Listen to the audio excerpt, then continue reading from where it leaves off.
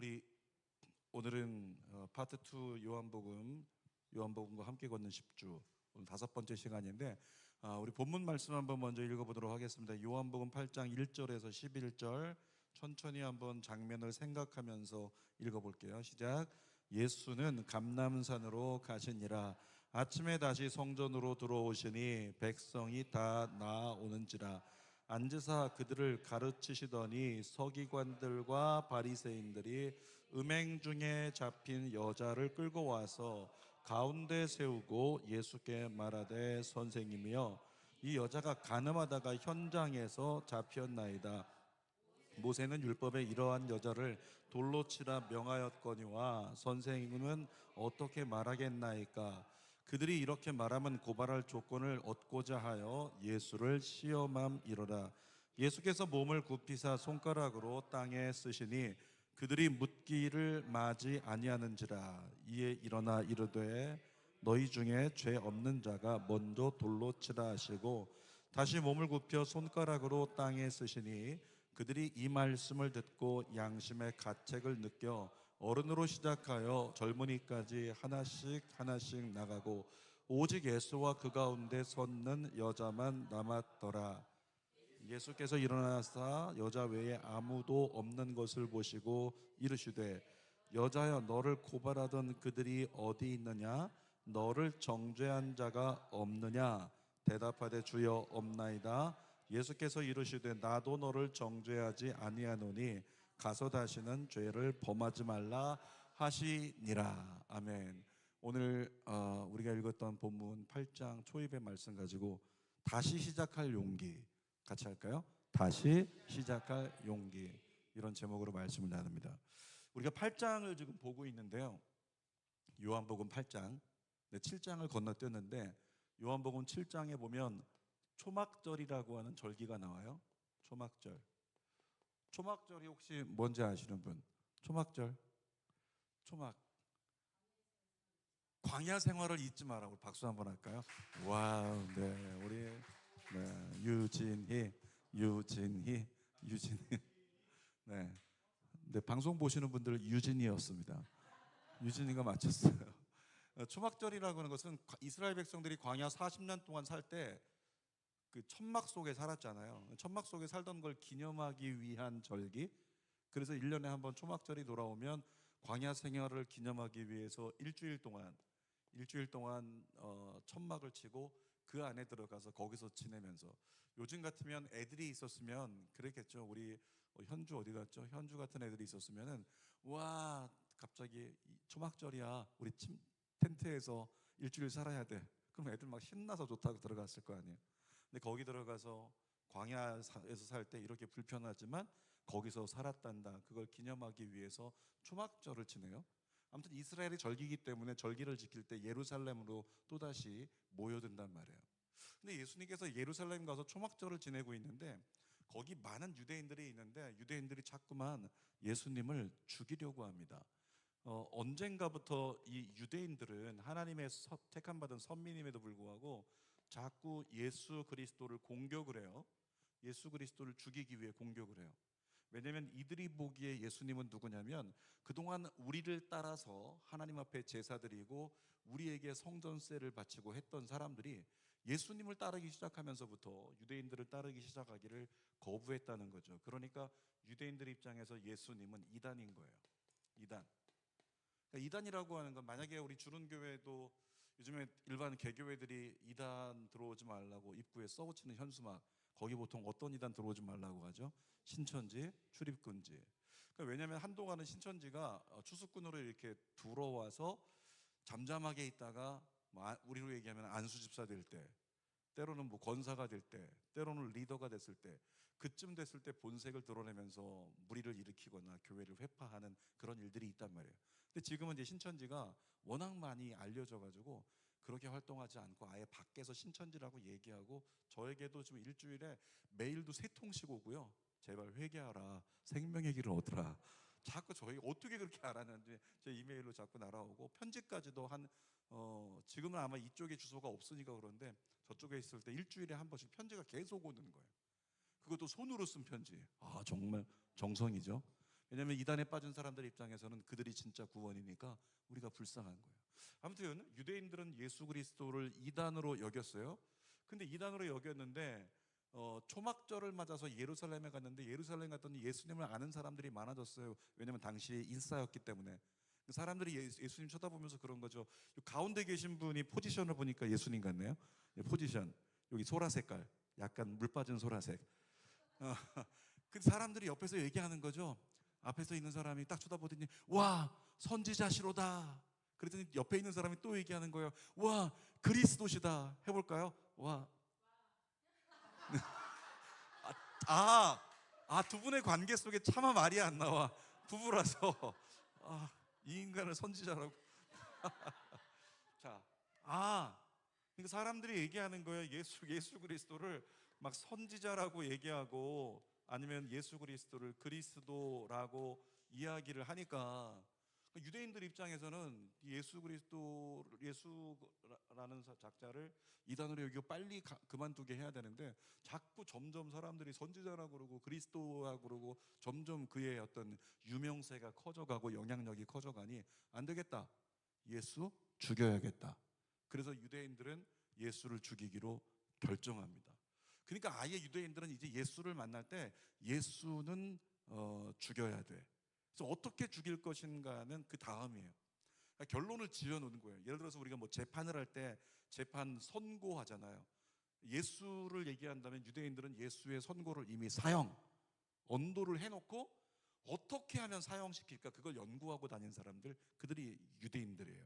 그러니까 7장에서 계속해서 유대인들이 예수를 죽이려고 어떻게든지 막 책 잡으려고 하고 막 시도하는데 나중에 보면 7장에서 예수께서 말씀하시기를 너희 배에서 나를 믿는 자는 그 배에서 생수의 강이 터져 나오리라 이런 말씀도 하면서 여러 가지 그냥 유명한 말씀들을 하는데 유대인들 안에 회의가 벌어졌어요. 어떻게 할까? 가만두지 말까? 지금 당장 구속할까? 그랬더니 니고데모가 나와서 아니 그렇게 하지 말자 반대 의견을 내기도 하고 한참 썰전을 벌이다가 다 집으로 돌아갔다. 이게 그 요한복음 7장의 마지막 장면이에요. 그리고 나서 8장에 들어와서 이제 뭐가 됐어요? 초막절이 된 거야. 7장에서 초막절이 있다가 8장으로 넘어와서 이제 예수님의 새로운 행적, 새로운 사건의 이야기가 등장하는 겁니다. 아까 얘기했죠. 유대인들이 예수를 죽여야겠다.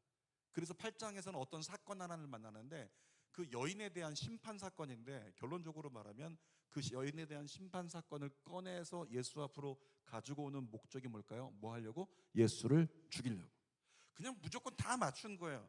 이것을 목표로 해가지고 어떻게든지 그걸 성사시키려고 온갖 이유를 전부 다 끌어다가 이것도 그거 저것도 그거 이렇게 만들려고 하는 유대인들의 시도가 오늘 본문에 있는 거예요. 자, 본문 말씀을 보도록 합시다. 1절 읽어볼게요. 1절 시작.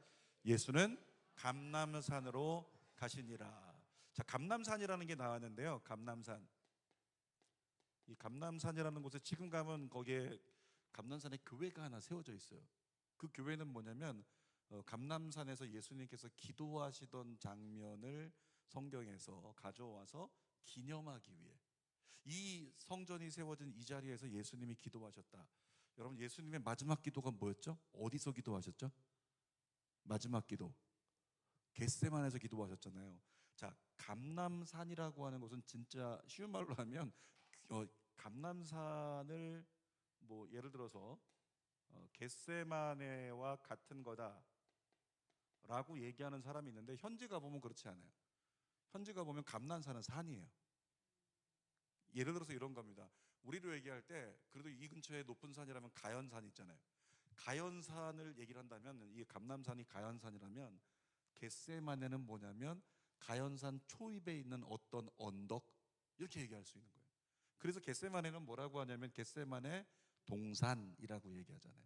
동산이 엄청 높은 산이 아니죠. 동산은 그냥 앞에 있는 언덕 정도? 그 정도면 동산이라고 얘기하는 거예요. 감람산이라는 곳에 서쪽에 있는 어떤 기슭, 서쪽에 있는 어떤 언덕을 겟세마네라고 하는 거예요. 근데 이 감람산에 가면은 나무가 많이 있는데 그 나무를 제가 오늘도 한 30개 먹었는데 올리브 나무가 굉장히 많아요. 여기 가면 지금도 뭐 올리브 나무의 열매들이 거긴 풍성하게 열매가 맺히고 있는 그 광경을 성지순례 가서 보니까 보여지더라고요. 근데 이 올리브 나무인데 올리브 나무를 다른 말로 하면 감람나무라고 얘기를 해요. 감람나무. 감람나무. 그러니까 그 감람산에 가면 올리브 나무가 엄청 많은데 그 실제 가보면요 고목들이 많단 말이에요. 고목이 뭔지 아시죠? 오래된 나무. 거기 있는 나무가 몇백 년부터 시작해서 어떤 거는 자 지금 만약에 예수님 시대로 돌아가면 지금 몇 년도죠? 2026년. 그러니까 예수님 오신 지 2026년 된 거잖아요. 그러니까 거기 가면 지금도 나무들이 있는데 그 나무들 중에는 이미 2000년이 훨씬 넘은 나무들도 많이 있다는 거예요. 그 땅이 감난산이었어요. 근데 이 산에 예수님께서 자주 올라가세요. 그리고 사역을 마무리할 때도 겟세마네 동산에 올라가서 거기서 기도하시고. 성경의 여러 구절도 보면 예수님께서 새벽에 산에 올라가 기도하셨는데 감람산. 예수님은 예루살렘에 갈 때마다 그때마다 어김없이 감람산에 올라가셔서 기도하셨다는 거예요. 예수님만의 기도의 장소, 거기 올라가서 기도하면 마음이 참 편해. 저희 같으면은 제가 지금은 좀 다른 느낌이 있지만 예전에는 가끔 기도원 올라가서 오살리 기도원이라는데 가서 거기 무덤들이 많거든요. 무덤 사이를 지나가면 무덤 꼭대기에 최자실 목사님이라는 분의 무덤이 하나 있어요. 거기 올라가면 밤에는 좀 무섭지만 낮에 올라가면 굉장히 안식이 주어지면서 딱 기대고 있으면 최자실 목사님이 뒤에서 이렇게 안아주는 듯한 그런 느낌도 얻을 만큼, 그러니까 거기서 기도하면 굉장히 편하고 마음이 따뜻해지는, 예수님께 있어서 감람산은 바로 그런 산이었어요. 정말 그곳에서 하나님과 교통하고 하나님을 만나는 장소. 자, 그 산에서 기도를 하신 예수님이 그 다음에 이제 성전으로 내려오십니다. 2절 읽어볼게요. 시작. 아침에 다시 성전으로 들어오시니 백성이 다 나아오는지라 앉으사 그들을 가르치시더니, 예수님께서 공생의 사역을 할 때 가시는 곳마다 사람들이 모여들었어요. 그리고 모여든 사람을 성경은 뭐라고 기록했냐면 무리들이라고 얘기했거든요. 근데 성경에서 얘기하는 무리들과 여기 본문에서는 백성이 나와왔다고 썼잖아요. 근데 무리가 나아오니 이렇게 써도 되는데 백성이라고 굳이 번역을 했어요. 왜냐하면 헬라어 자체가 전혀 다른 단어라서 그래요. 무리와 백성이라는 게. 이 백성이라고 번역된 헬라어는 라오스라고 하는 건데, 라오스 나라 아시죠? 나라 이름 말고 헬라어 라오스. 근데 이 라오스는 어떤 의미냐면 언약 백성, 그냥 언약 받은 백성들, 다시 말하면 유대인들이라고 얘기할 수 있을 거예요. 유대인들 언약 백성인데 그들을 예수님께서 앉아서 성경을 가르치시는 거예요. 뭐 제가 예를 들어 표시한다면 그 사람들은 바닥에 다 앉아 있어요. 의자가 별로 없는 곳에 있으니까. 바닥에 앉아 있으면 예수님은 의자 하나 놓고 앉아가지고 성경을 이렇게 두루마리를 넘겨가면서 읽어가면서 가르쳐 주시는 거죠. 근데 앉아서 성경을 가르치는 그 사람들이 지금도 이스라엘 가면 목격할 수 있는데 그들이 누구냐면 랍비들이에요. 그러니까 예수님께서 랍비처럼 성경을 가르치고 있는 그 장면의 모습이 바로 이 장면이에요. 근데 여기서 한 사건이 벌어집니다. 본문을 보진 않지만 3절에 무슨 얘기가 있냐면 서기관과 바리새인들이 어떤 한 여자를 끌고 오는데 이 여자는 누구냐면 간음하다가 현장에서 잡힌 여자래요. 근데 이런 겁니다. 마치 어떤 한 장소가 있는데 장소를 이렇게 원형으로 만든다면 여기에 가운데다가 한 여인을 데려와서 이렇게 세워요. 이 여인은 간음하다가 현장에서 잡힌 여인이래요. 근데 이 여인을 데리고 왔는데 사람들이, 바리새인과 대제사장들과 유대인들이 전부 다 이렇게 둘러서 있는 거죠. 다 둘러서 있어요. 전부 다 둘러서 가지고 이 여인을 가운데 두고, 그리고 이들의 손에는 뭐가 있었냐면 전부 다 가지고 있는 게 돌을 들고 있는 거죠. 다 돌을 들고 어떻게 하고 있어요? 돌을 들고 쳐서 죽인다. 이렇게 사람들이 돌 들고 씩씩거리면서 그렇게 이 여자만 쳐다보고 있는 거예요. 자, 가늠하다가 현장에서 발각이 됐어요.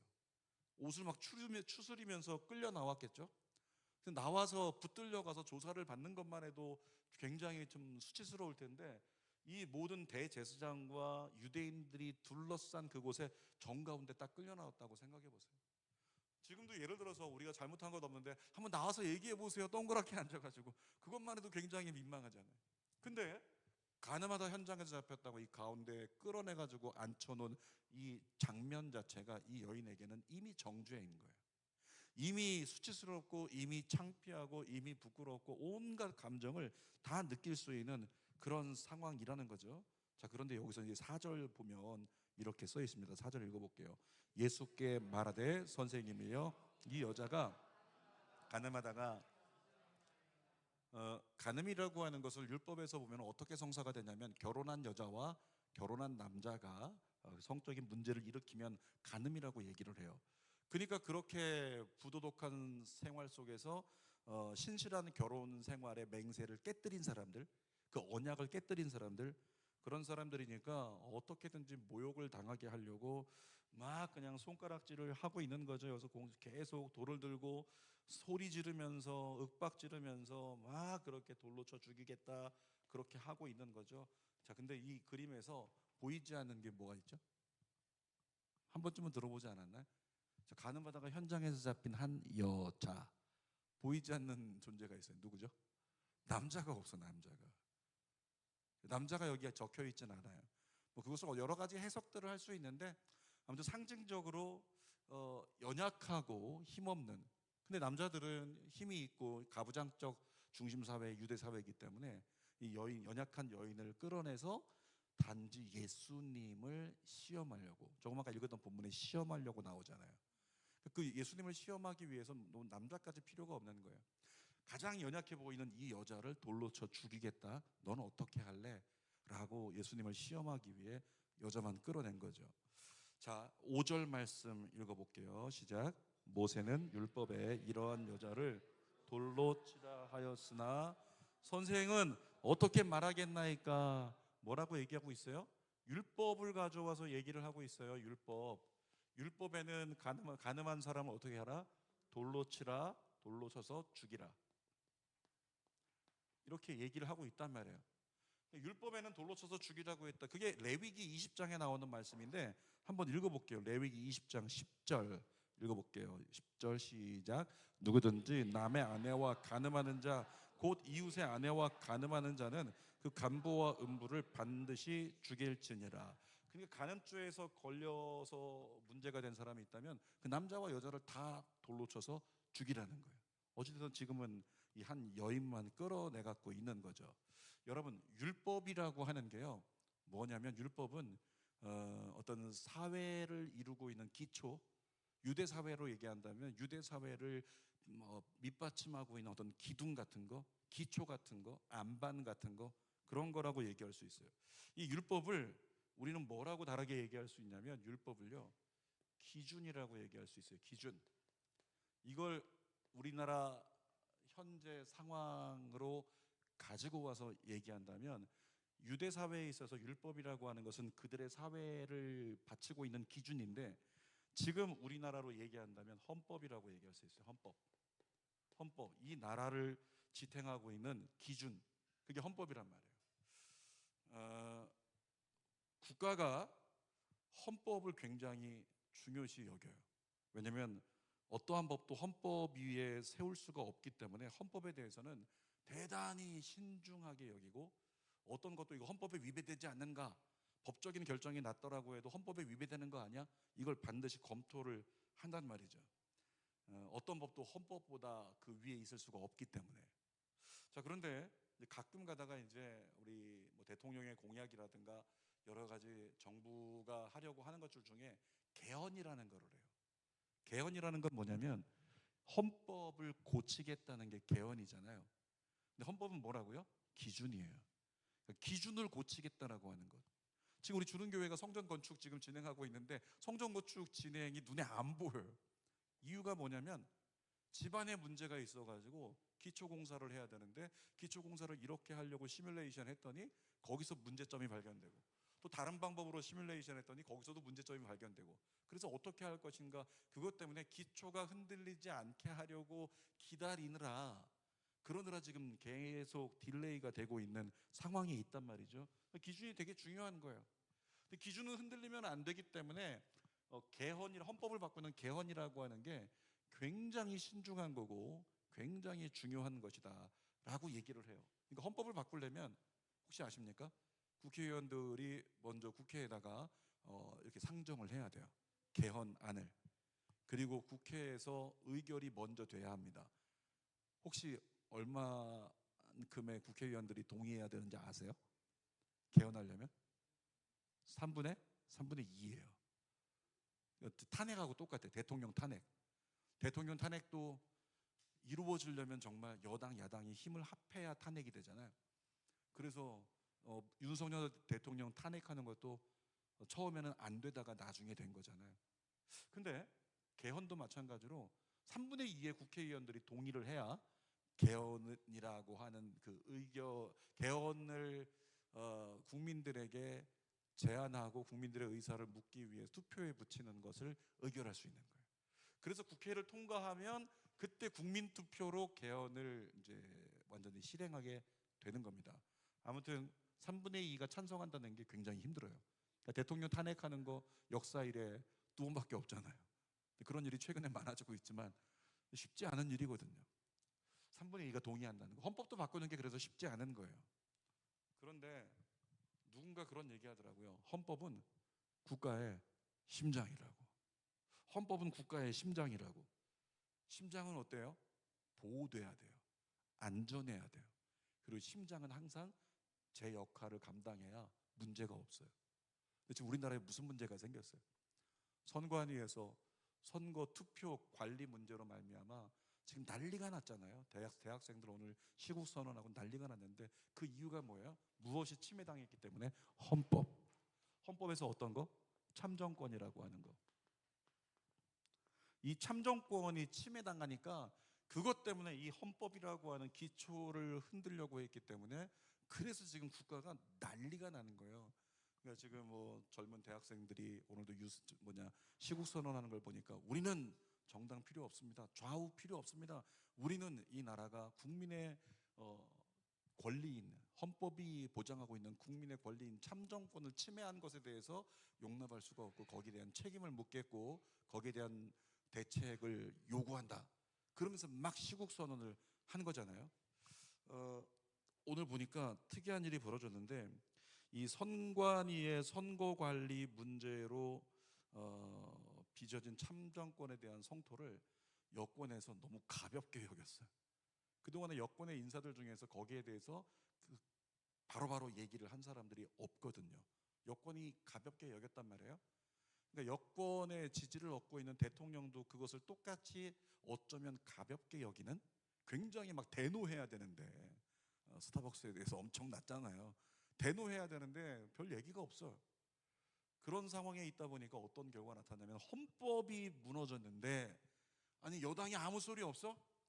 정부가 아무 소리 없어? 대통령이 아무 소리 없어? 순식간에 무슨 일이 벌어져 버렸어요? 오늘 결과 보니까 대통령의 지지율이 60%에서 50%대로 50%로 떨어져 버렸어요. 59%였던 지지율이 선거 전에 지금 50%로 오늘 떨어져 버렸다는 거예요. 여권 조사, 여론 조사에서. 뿐만 아니라 정당 지지율을 조사를 했는데 깜짝 놀래버렸네요. 정당 지지율 똑같이 그 리서치 조사한 거 보니까 어제는 지금 현재 여당이 41점 몇 프로, 42점 몇 프로, 야당이 41점 몇 프로 붙어버렸어요. 0.5% 차이. 와, 이거 어떻게 이런 일이 벌어질 수 있지 싶었는데 오늘 뒤집혀 버렸어요. 거꾸로 1%가 야당이 더 정당 지지율이 높아져 버렸어요. 그러니까 또 온갖 얘기들 나오죠. 혹시 선거 전에 그 모든 여론조사가 잘못된 거 아니야? 그 온갖 의혹들 나오지만 제가 얘기하는 중요한 건 뭐냐면 이 중요한 헌법이 흔들려 버렸는데 거기에 대해서 이것을 굉장히 참담하게 여기지 않는다. 거기에 대해서 국민들이 분노하고 있는 결과가 나타나고 있다는 것을 보고 있는 거죠. 그러니까 이제 오늘에 와서 그 모든 상황에서 어디죠? 벨기에 가셨나? 우리 대통령이 가 있는데 외국에서 뭐 이렇게 사과 메시지인가 그런 메시지 이렇게 담화문 하는 걸 보았었어요. 아무튼 자, 유대인들에게 있어서 이 율법이라는 것은요 헌법 같은 거예요. 그러니까 굉장히 중요한 거죠. 그러니까 율법에 뭐라고 써 있다고요? 가늠하다가 현장에서 잡힌 사람은 돌로 쳐서 죽이라 이렇게 얘기했잖아요. 자, 6절 말씀에 이제 유대인들의 의도가 나옵니다. 읽어볼게요. 그들이 이렇게 말함은 고발할 조건을 얻고자 하여 예수를 시험한다는 거예요. 예수를 어떻게 고발할까? 그러다가 이 가늠하다 현장에 잡힌 여인, 이 여인은 어떻게 할 건가? 돌로 쳐서 죽여야 되는데 예수께서 돌로 쳐서 먼저 때려버리면 이제 그가 얘기한 사랑에 대한 것이 위선이 되니까 문제가 될 수 있는, 그렇다고 해서 만약에 그 여인을 그냥 풀어줘 버리면 결국에는 모세의 율법을 어기는 것이 되니까 예수님까지 그 자리에서 돌로 쳐서 죽일 수도 있는 이런 상황이 되는 거죠. 그래서 예수님을 시험하는 거예요. 자, 그런데 이때 예수님께서 어떻게 하시냐면 6절 하반절의 시작, 예수께서 몸을 굽히사 손가락으로 땅에 쓰시니. 갑자기 예수님께 이 여인은 어떻게 할 겁니까? 그리고 예수님이 이 자리 중에서 여기쯤에 만약에 예수님이 계신다고 생각을 해보세요. 예수님 뭘 하실까? 과연 어떻게 처리할까? 근데 갑자기 예수님께서 바닥에 앉으셨어요. 그리고 바닥에다가 막 글씨를 쓰시는 거예요. 손가락으로 땅에다가 뭐라고 글씨를 쓰세요. 많은 사람들이 생각하기를 이 글씨 쓸 때 그 글씨를 뭐라고 썼을까? 많이들 들어보셨죠? 뭘 썼다고요? 거기 서 있는 모든 사람들의 죄, 모든 사람들의 죄를 썼을 거야. 이건 가정입니다. 성경엔 그 얘기 나오지 않아요. 그러니까 어떤 걸 쓰셨는지는 아무도 몰라요. 아무튼 중요한 건 예수님께서 이렇게 앉으셔서 글씨를 쓰고 있는데, 중요한 건 뭐냐면 거기다가 뭘 쓰셨는가, 그게 중요한 것 같진 않아요. 아마 저들의 마음을 찌를 수 있는 뭔가 쓰신 것 같긴 한데, 거기에 뭘 썼냐 이거에 집중할 필요는 없다고. 성경에 안 나오는데 억지로 막 이거야 저거야 갑론을 막 할 필요가 없으니까. 자, 중요한 건 뭐냐면 사람들이 전부 다 가늠한 이 여인만 쳐다보고 있어요. 정죄의 손가락으로 여인을 향하고 있어요. 모든 사람의 시선이 여인을 향하고 있는 거예요. 근데 갑자기 예수님께서 거기서 바닥에 주저앉으셔서 글씨를 쓰기 시작해요. 그때부터 시작해서 어떤 일이 벌어지냐면 사람들의 시선이 전부 다 예수님 쳐다보는 거예요. 전부 다 예수님, 다 예수님 쳐다보는 거예요. 더 이상 이 여인을 쳐다보지 않고 예수님 쳐다보고 있는 거예요. 자, 예수님께서 이 땅에 오셔서 죄인들을 찾아가셔서 그들의 죄의 문제를 예수님이 짊어지시고 모든 죄를 담당하시는데, 모든 정죄를 예수님께서 다 끌어안으신다는 거죠. 그와 같은 예수님의 모습을 성경에서 우리가 이렇게 볼 수 있는 거죠.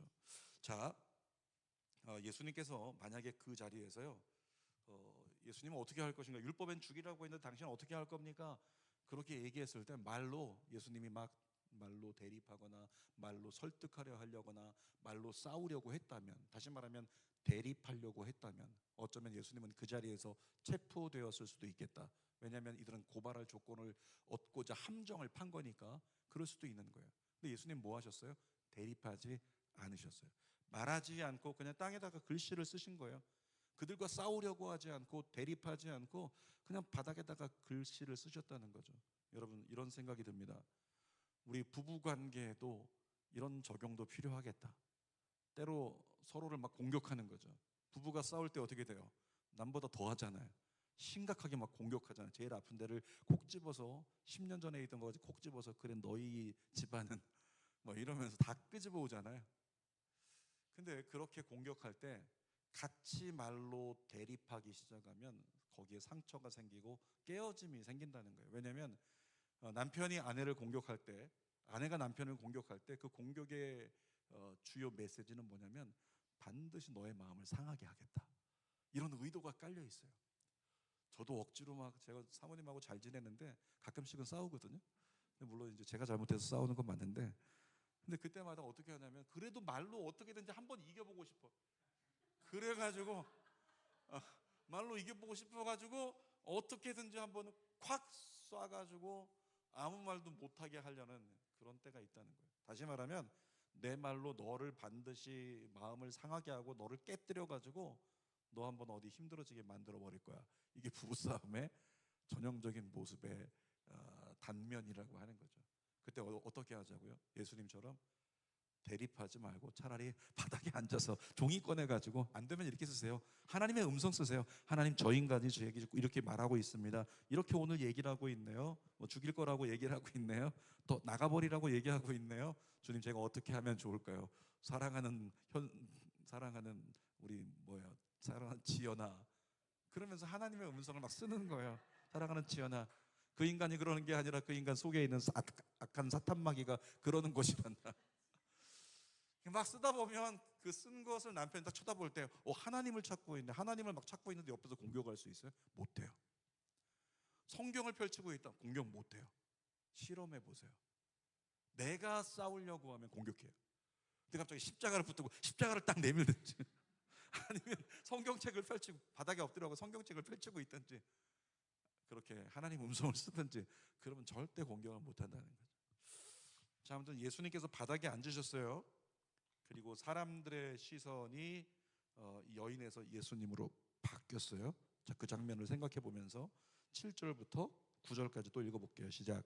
그들이 묻기를 맞이 아니하는지라 이에 일어나 이르시되 너희 중에 죄 없는 자가 먼저 돌로 치라 하시고 다시 몸을 굽혀 손가락으로 땅에 쓰시니 그들이 이 말씀을 듣고 양심의 가책을 느껴 어른으로 시작하여 젊은이까지 하나씩 하나씩 나가고 오직 예수와 그 가운데 섰는 여자만 남았더라. 자, 예수님께서 앉아가지고 뭘 막 쓰고 계신데 쓰다가 갑자기 딱 일어나시더니 너희 중에 죄 없는 자가 돌로 치라. 여인을 쳐다보고 있던 사람들이 예수님을 쳐다봤어요. 그러다가 예수님께서 너희 중에 죄 없는 사람을 돌로 치라 이렇게 말씀하시는 순간에 여인을 향했던 그 정죄의 시선이 어디로 돌아갔어요? 유턴해가지고 자기 자신에게 돌아간 거예요.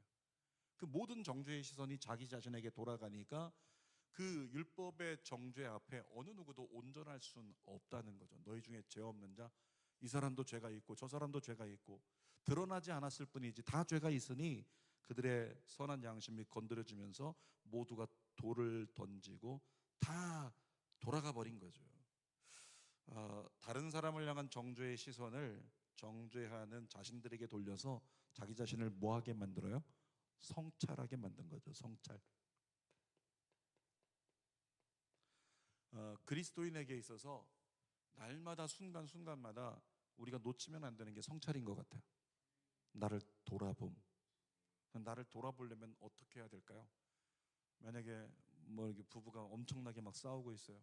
나를 돌아보려면 물론 한 사람 엎드려가지고 하나님 음성 쓰기 시작하면 그 순간에 돌아볼 수 있겠지만 나를 돌아보려면 말씀 앞에 서야 돼요. 나를 돌아보려면 기도의 자리에 나가야 돼요. 그 말씀 앞에 서고 기도의 자리에 나가면 누구를 보게 돼요? 막 남편을 아내를 정죄하던 자 남편과 아내를 정죄하면서 막 쳐다보고 막 쏘아붙이던 이 사람이 하나님 말씀 앞에 나가면 누구를 보게 되냐면 예수를 보게 돼요. 예수를 보게 되는데 예수님 뭐라 그러세요? 죄 없는 자가 돌로 치라. 거꾸로 얘기하면 예수님을 바라보고 예수님께 기도하고 예수님의 말씀을 붙잡다 보면 어느새 그 말씀이 어디로 돌아오는가 거꾸로 돌아서 나에게 돌아온다는 거죠. 그래서 막 정죄하고 싶었는데 그런데 결국에는 정죄하려고 하다가 이것은 내 몫이 잘못되었기 때문이구나. 여러분 저는 나라를 위해서 기도할 때 아픈 마음을 가지고 기도하고 있지만 더군다나 지금의 이 시기 가운데 오늘 대학생들의 그 시국 선언 막 이런 거 보면서 저는 옛날 생각이 나가지고 80년대 후반과 90년대 초반에 저도 마찬가지로 건국대학교에서 데모할 때 엄청나게 그때 데모할 때 체류탄 제가 탄 버스에 체류탄 가스가 터져 들어오고 그리고 강경대라고 하는 친구가 죽었는데 그 친구 죽었을 때 명지대 가서 저는 뭐 앞에 나가서 막 뛰어나가진 않았지만 뒤에서 돌 힘세다고 돌 열심히 날르는 거 그것만 해서 돌바구니만 열심히 날랐는데 그렇게 데모하면서 이 나라의 독재 정권 독재 타도 민주화를 위해서 막 그랬었던 시절이 있었단 말이에요. 근데 그로부터 지금 헌법이 개정된 지 87년 그리고 헌법이 개정되면서 이제 모든 사람이 자주권을 가지고 투표할 수 있는 권리가 보장된 날. 근데 39년 만에 다시 그날과 똑같은 대학생들이 막 나와서 소리 지르면서 이 나라가 바로 돼야 된다고 외치는 그 광경을 또 보고 있는 거죠. 근데 우리 대학생 어떤 대표가 국무총리 김민석 총리와 대화하는 걸 면담하는 걸 이렇게 봤는데 마지막에 그 대학생이 얘기했던 게 제 마음에 걸리더라고요. 그게 뭐였냐면 총리님 이 땅에 제2의 민주화 운동이 일어나지 않게 해주십시오. 만약에 이번 사태에 대해서 가볍게 여기고 조치되지 않는다면 저희는 행동할 것입니다. 근데 아마 아이들 입장에서 1차 조치가 안 된 것 같아요. 그러니까 결국에는 시국선언이 일어난 거고 시국선언 이후에는 아이들이 또 다른 것을 준비하고 있다는 거죠. 전체 대학생들이 다 거리로 몰려 나와서 시위하기 시작하는 그런 날들이 벌어지지 않을까. 안타까운 내일을 볼 때 제가 그 당시에 제 모습도 돌아보면서 마음이 아팠고, 그리고 또 그 아이들이 제 자녀 세대니까 마음이 너무 안 좋더라고요. 어쩌다가 저 아이들이 이렇게 나오게 우리가 만들었는가라고 하는 슬픈 마음이 많이 밀려 들어왔어요. 중요한 건, 그래서 이제 마음 가운데 분노가 일어난 거죠. 어떤 인간, 만약에 예를 들어서 여기 그룹이 있으면 저 인간들 때문에 이 나라가 이렇게 되는 거야, 저기 때문에 이렇게 되는 거야, 그러면서 우리는 어떻게 해요? 자, 정주의 손가락으로 이거 저기 때문에 그런 거야, 누군가는 저기 국민의힘 때문에 이렇게 된 거야, 이들이 못 나가지고, 누군가는 민주당 때문에 이렇게 된 거야, 막 그러면서 서로 양대 진영에서 손가락질 할 거 아니에요. 막 어떻게든지 계속 깨 맞춰가지고 너희 때문이야, 너희 때문이야, 손가락질하고 공격을 할 때 그리스도인도 똑같이 공격하게 되거든요. 근데 이러다가 우리가 그리스도인이기 때문에 누구 앞으로 가야 된다? 예수님 앞으로. 예수님 앞에 가서 제가 아까 예배 전에 화장실 잠깐 갔다가 화장실에서 마음이 안 좋은 거예요. 지금 나라의 상황 때문에. 그래서 하나님 어떻게 하죠? 오늘 강의도 해야 되는데 마음이 안 잡히네요. 그러다가 제가 잠깐 화장실에서 손을 씻으면서 잠깐 하나님의 음성을 듣는 거예요. 근데 하나님께서 제 마음까지 주신 마음이 뭐냐면, 사랑하는 종아, 염려하지 마라. 내가 일하고 있다. 너는 기도해라. 그리고 한국교회가 기도를 잃어버렸기 때문에 어려운 날이 다가왔지만, 그 어려운 날이라고 하는 광야가 너희를 새롭게 할 것이다. 하나님의 그와 같은 마음을 분명히 주시더라고요. 그러니까 뭐가 일어났어요? 하나님 음성을 듣고 나서, 예수님 바라보고 나서, 하나님 바라보고 나서 뭐가 일어났냐면 성찰이 일어나 버린 거예요. 성찰이 일어나 버리니까 뭐가 사라졌어요? 분노가 사라져요. 분노가 사라지고 마음이 괜찮아지는 거예요. 그러니까 이제부터 우리는 뭐 하면 돼요? 그리스도인으로서 이 나라를 위해 계속 기도하면 돼요. 저 새벽에도 얘기했지만, 월요일 날 그 대학생의 그 김민석 총리에게 제2의 민주화 운동이 일어나지 않게 해달라, 그 얘기 듣고 그 우리 후배들, 우리 아이들, 그리고 제가 사역했던 곳이, 제가 맡았던 동네가 잠실이었거든요. 제가 맡았던 교구가 잠실 교구였어요. 잠실에 이번에 뭐 선거 문제로 투표 문제가 불거졌던 데가 제가 맡았던 동네이기 때문에, 거기 있는 성도들 막 연락 오고 그런 것들 때문에 어떤 분은 연락 오는데 그런 얘기 하더라고요. 목사님, 올림픽공원에 거기 나와 있는 애들 너무 불쌍해요. 밤새도록 서 있어요. 너무 불쌍해요. 이런 얘기를 하니까 제가 월요일날 갔다 왔어요. 어떻게 지내고 있나. 뒤에 가서 언덕에 서가지고 걔네들을 위해서 기도하는데 너무 눈물이 나더라고요. 이 아이들이 제발 정치하는 사람들 오지 마세요. 저희는 정치를 위해서가 아니에요. 제발 성적이 들고 오지 마세요. 우리의 순수한 마음을 폄훼하지 마세요.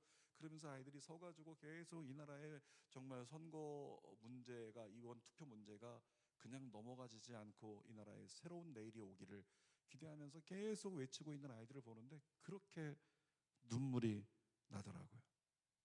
여러분, 그렇지만 그런 광경을 마음에 담은 누군가, 그래서 누군가는 울분이 쏟아지고, 누군가는 원망하는 마음이 쏟아지고, 누군가는 분노가 일어날 때 그 분노의 감정에, 억울한 감정에 머물러 있다면 우리는 똑같이 공격하는 자가 될 거예요.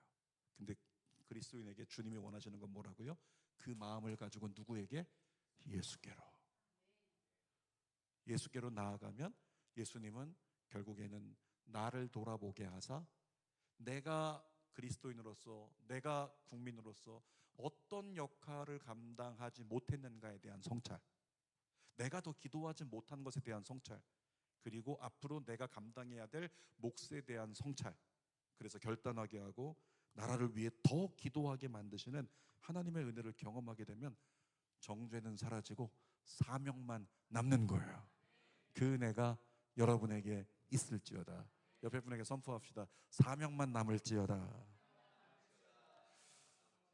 아멘. 자, 계속해서 마지막 읽어봅시다. 10절에서 11절 시작. 예수께서 일어나사 여자 외에 아무도 없는 것을 보시고 이르시되, 여자여, 너를 고발하던 그들이 어디 있느냐? 너를 정죄한 자가 없느냐? 대답하되 주여 없나이다. 예수께서 이르시되, 나도 너를 정죄하지 아니하노니 가서 다시는 죄를 범하지 말라 하시니라. 예수님 뭐라고 말씀하세요? 나도 널 정죄 안 해. 이제 예수님은 남아 계시니까 예수님은 돌로 치시겠구나 싶었는데 예수님이 나도 널 정죄하네. 예수님 날 쓰레기로 보겠지? 근데 예수님께서 쓰레기로 안 보시는 거예요. 그리고 예수님께서 뭐라고 하시는 거예요? 나도 너를 정죄하지 않을 테니까 가라. 그리고 다시 죄를 범하지 마라. 다시 말하면 예수님은 너는 변화될 가능성이 있는 사람이야. 너는 달라질 수 있어. 너는 새로워질 수 있어. 예수님께서 그와 같은 마음을 가지고 너 새로워져서 너 앞으로 존귀 여김 받을 수 있어. 그러면서 다시 시작할 용기를 이 여인에게 주시는 거죠. 요나 이야기를 마지막 이야기로 마칠 텐데요. 요나가 어느 날 하나님께 부름을 받아요. 그 요나가 니느웨로 가서 복음을 전해라. 근데 니느웨는 이스라엘에게 있어서는 엄청난 적국이란 말이에요. 우리로 얘기하면 일제치하에서는 일본이었고 지금 이제 남북 이 갈등 상황 속에서는 주적인 북한이 우리에게는 니느웨가 되는 거죠. 근데 저는 제가 고향이 연천이거든요. 그래서 고향이 연천이어가지고 어렸을 때 삐라 엄청나게 주스러 다녔고, 그리고 그 풍선 있잖아요. 풍선 날리는 사람들, 탈북한 사람들이 풍선을 날리잖아요. 왜 날리는 줄 아시죠? 북한에 있는 사람들 너무 불쌍해서 거기다 뭐 넣어요? 달러 넣어요. 배고프지 말라고 달러 넣고 거기다가 또 초콜릿 같은 거 이런 거 막 넣고, 그리고 성경책까지도 넣어서 북한으로 보낸단 말이에요. 근데 북한은 뭘 보내요? 뭘 보내죠? 오물풍선, 쓰레기 풍선. 이 체제의 차이를 아시겠죠? 이 남쪽에서는 국가가 주도하는 게 아니라 북한에서 탈북한 사람들이 이 땅에 오니 얼마나 행복하니 너희도 행복했으면 좋겠어라고 그들에게 꿈을 날리는 거예요. 근데 북한에서는 뭘 날려요? 국가가 앞서가지고 오물풍선, 이 쓰레기를 날리잖아요. 어떻게 북한 체제를 찬양할 수 있겠어요? 말도 안 되는 일인 거죠. 아무튼 니느웨는 그렇게 요나에게는 대적 국가예요. 근데 주님이 니느웨 가서 복음을 전해라. 저 못 갑니다. 다시스 가는 배를 탔다가 배가 뒤집힐 뻔하다가 요나가 물에 던져지죠. 물고기가 삼킨 거예요. 3일 만에 토해냈는데 니느웨 땅 앞바다에 토해냈어요. 그래서 다니면서 복음을 막 전했네요. 씩씩거리면서 회개하고 돌아오든지 말든지 그러면서 복음을 막 외쳤어. 근데 다 돌아와. 와, 이거 아닌데 대충 전했는데 다 돌아와. 다 회개하고 왕부터 배옷 입고. 마지막에 요나가 그러는 거죠. 언덕에 올라가지고 보라고 하나님, 쟤들 회개하고 돌아온다고 하지 않았습니까? 저 원수들은 죽어야 되는데. 그때 하나님께서 요나에게, 요나서 마지막 절에 이렇게 써 있어요. 요나 4장 11절 읽어봅시다. 시작. 하물며 이 큰 성읍 니느웨에는 분변하지 못하는 자가 12만여 명이요 가축도 많이 있나니 내가 어찌 아끼지 아니하겠느냐 하시니라. 여러분, 니느웨는 이스라엘 입장에서는요, 니느웨는 공격의 대상이에요. 공격의 대상. 막 공격하고 있는 거예요. 니느웨를 공격하는 거예요. 니느웨의 분노를 쏟아내고. 근데 하나님 뭐라 그러세요? 그 니느웨에 내가 좌우를 분별하지 못하는 자가 12만 명이고 가축도 많이 있는데 내가 어찌 아끼지 않겠냐. 자, 여러분의 마음 가운데 정말 화가 나. 쟤네들 때문에. 저도 마찬가지입니다. 저도 정말 화가 나요. 우리 아이들 그렇게 막 거리로 내모는 이 선관이 정말 부셔버리고 싶다. 이런 생각이 들지 않아요? 선관이 정말 화나. 그런데 이런 대상이 될 수 있는 누군가, 어떤 사람, 어떤 나라, 어떤 그룹, 무엇인가에 대해서 하나님은 내가 그 영혼도 사랑한다. 지금 앞을 분간하지 못해서 그 짓거리하고 있는 거야. 앞을 분간을 못해서 그래요. 그래서 뭐 하라고요? 네가 그에게 복음을 전해줘서 눈이 떠지게 해줘. 아니면 네가 그를 위해서 기도해서 그의 눈이 떠지게 해. 주님이 그렇게 말씀하시는 거죠. 주님이 우리에게 그 악독한 영혼들까지도 부탁하시는 거예요. 그게 성경에 나오는 하나님 아버지의 마음이죠. 니느웨 사람들은 요나가 복음 전하고 나서 어떻게 됐습니까? 다시 시작할, 제목 좀 보여주세요. 다시 시작할 용기를 얻었어요. 베드로 어땠죠? 예수님 부인했잖아요. 그 예수님 떠나버렸잖아요. 근데 나중에 예수님께서 그를 정죄하지 않고 다시 사역을 맡기실 때 다시 시작할 용기를 얻었죠. 우리 모두에게도 그 은혜가 임하지만 우리가 보기에 가장 신앙적으로 죽어있고 깨져있고 가장 신앙에 대해서 바울처럼 대적하는 자가 있다 할지라도 그 영혼도 주님이 사랑하여 그 영혼을 어느 순간인간 다시 시작할 용기를 주는 영혼으로 삼으실 수 있다는 거예요. 그래서 오늘 우리 모두가 철저하게 하나님 앞에 나아가서 나 자신을 성찰하고 정말 주님 앞에 합당한 그리스도인으로 역할을 감당하는 우리 믿음의 종들 됩시다. 기도하겠습니다. 살아계신 아버지 하나님, 감사합니다. 정말로 하나님, 우리 어려운 때에, 어려운 시국에, 또 오늘 말씀 요한복음 8장 속에 나라를 위한 마음도 주시고 하나님께서 우리에게 자꾸 분별케 하시는, 그리고 우리에게 하나님께서 내가 한다, 내가 한다, 내가 일한다, 내가 역사한다, 너는 나를 찬양하라, 너는 나를 경배하라, 너는 나를 높이라. 살아계신 아버지, 우리가 주님의 뜻을 받들어 이 땅을 위해 기도하고 하나님 더 높여드리고 주님의 영광의 임재가 이 땅에 회복을 이루어내는 내일을 이룰 수 있도록, 부정은 사라지고 이 나라에 새로운 미래가 열릴 수 있는 내일이 될 수 있도록 정말 무릎으로 이 나라를 위해 눈물 쏟는 우리 모두가 되게 하여 주옵소서. 예수님의 이름으로 기도드립니다. 아멘. 우리 찬양 부르고 잠깐 기도합시다. 힘들고 지쳐 낭망하고 넘어